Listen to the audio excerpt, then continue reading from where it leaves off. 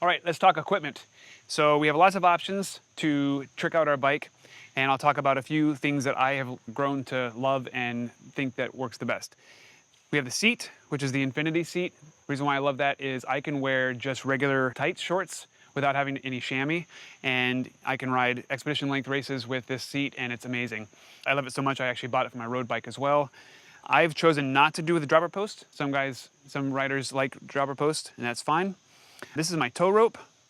It's a dog leash, and what I've done is cut it so that it's only a few feet in length.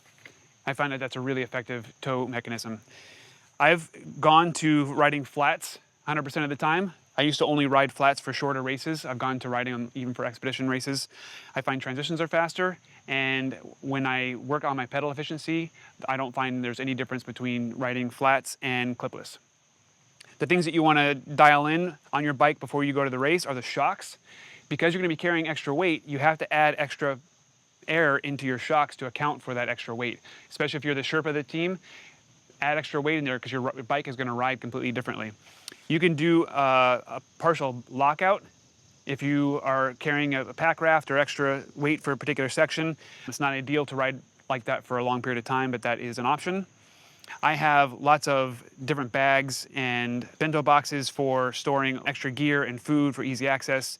I learned this lesson the hard way, I taped my compass on the outside of my map case. When I had it buried underneath, the map covered the compass, and I made some critical navigation errors because I didn't have my compass handy. Another consideration is tire. I prefer a wider, faster rolling tire in the front, generally less pressure in the front because that's going to be your control, more air pressure in the back, and something that's a little thinner. That's something that's maybe a little grippier so that when you're pedaling, especially uphill, you have more traction.